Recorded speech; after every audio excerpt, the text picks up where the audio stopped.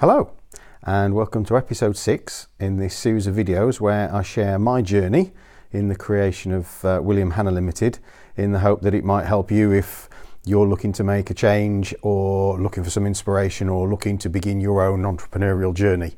So yes, there we go.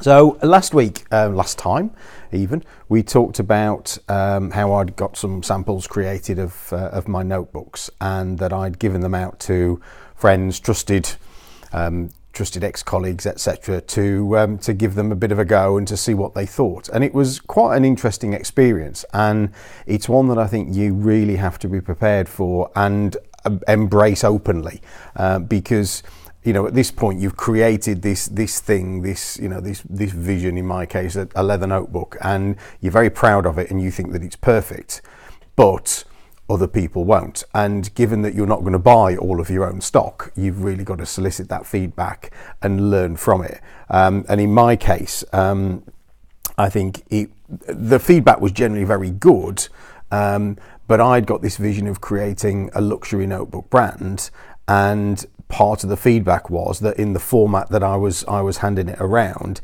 it just didn't have that luxury feel. And I knew that I knew the quality of the materials that went in, the quality of the engineering, the quality of the paper, but it really wasn't hitting the mark for some of those people. So what I knew was that it needed some refinement, particularly losing the elastic. I think, as I mentioned last time, I was wanting to have an elastic band around it to keep it closed, but that really didn't lend itself to either the long-term use of the notebook or to this idea that I was creating something that was really luxury and really tactile in people's hands. And there were a few other bits. The size changed slightly after that initial feedback to make sure that there was a much more reassuring closure of the notebook as it lay flat. And just generally that it needed more in the way of branding from these blank, albeit gorgeous leather notebooks, but it needed more sort of branding. So I took all of that feedback on board. And around that time, what I also did was my wife and I went to a day with a product design agency. I talked about it a few videos back, where I'd been to listen to this guy speak at the British Library, and actually we went and had a day's consultancy with his brand, with his consultancy, just to really talk through the ideas, talk through what it was I was looking to achieve, see whether it was realistic. I made it quite clear that it wasn't with a view to do work in the future, but it was really, and it was quite an expensive day, but it was there because I realised that I needed someone, with a really hard view of whether this was going to be successful or not, and someone with a lot of experience, because better find out early on that I didn't have something than much later on when I've invested lots of money in it. And so, as I say, we went along to that day. Absolutely fantastic, really challenging, really good. And when the guy who ran the product design agency asked if he could buy one of my prototypes at the end of the day, I felt I got something. So that was it. And effectively, on the drive home from that session, William Hanna Limited was really properly born. And from that point forward, it became a repeat of some of the other work that I'd done, in terms of it was a case of finding the suppliers I needed to work with. In my case, I had built a website before, a WordPress website for my coaching business, and it was fine, but it was hard work and it wasn't what I was best suited for. And so I decided this time I was actually going to go and engage a company to do that website build. I knew I needed some help with the branding work, because it's one thing to mock up a few designs and mock up a few pictures, but it's quite something else to turn that into real brand materials. I needed help with social media, I needed help with packaging and various other things. So I did what I did before, and I found suppliers. I did a lot of research, I did a lot of looking in.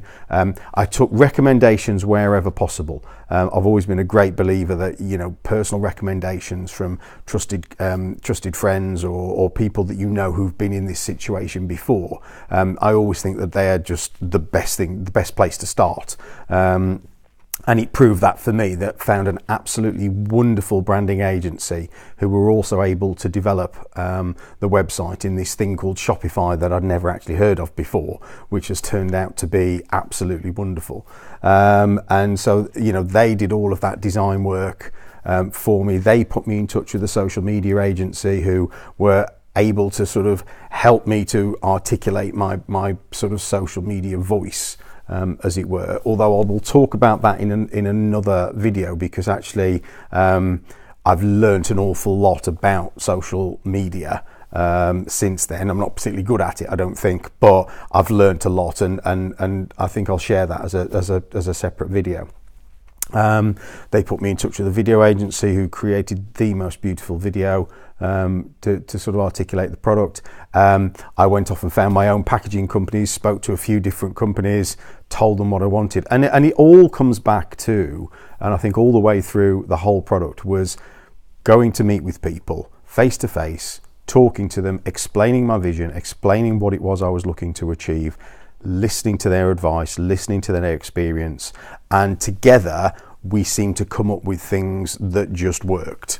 And you know, I think that's one of the key learnings I would share, and one of the things I would recommend you do, is speak to people who know. You know, research will get you so far. You have to do that research, you have to do that learning, because I think without it, you're turning up completely blank for these meetings, where actually I think it shows a lot more respect to turn up with, you know, at least a rudimentary knowledge of packaging if you go into a packaging meeting, or a rudimentary knowledge of branding if you go into a branding meeting. And all of this information is out there, but I think you have to go with that in order to have meaningful conversations.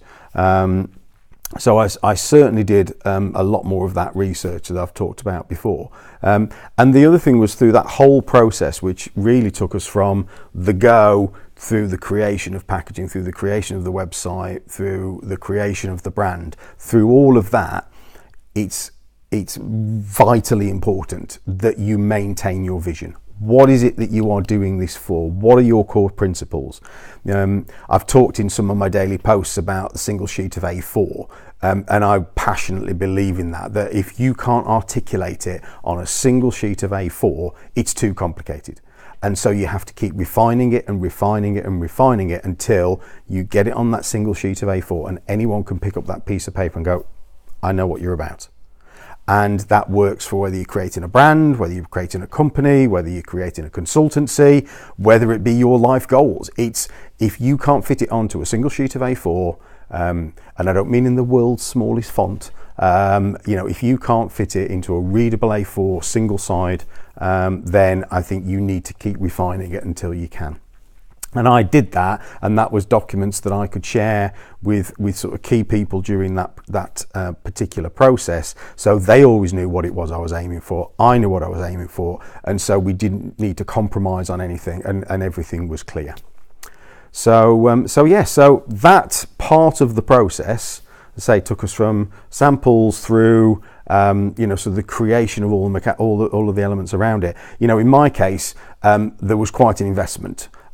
In your case, that may not be the case. It may not require it. You may not have that funding available, you know, but I think it also goes back to the original plan that I had, that I knew that if I needed to do something, you know, I needed to put some money to one side to be able to do it. And so, you know, I didn't intend to mess about with this. This was serious for me. It was something that I really wanted to do, and something I believed in, and I've invested in making that happen.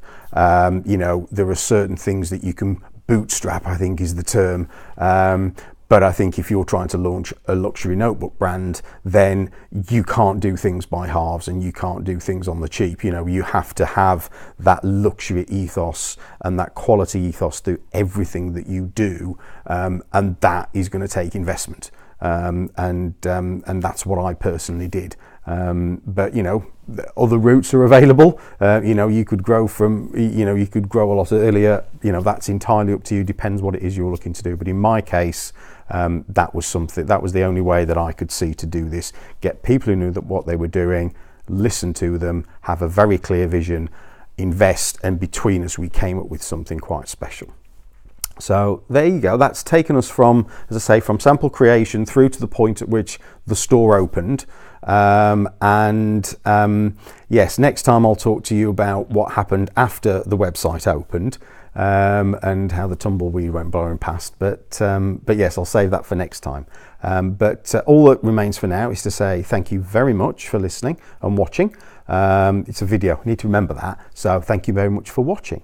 And if you're finding it of value, please like and say so in the comments. And if there are particular things you want me to talk about, then again, please feedback that back in the comments. Please subscribe so that when I do release these videos, I know I promised initially to do them every 2 or 3 days. That's proving quite tricky.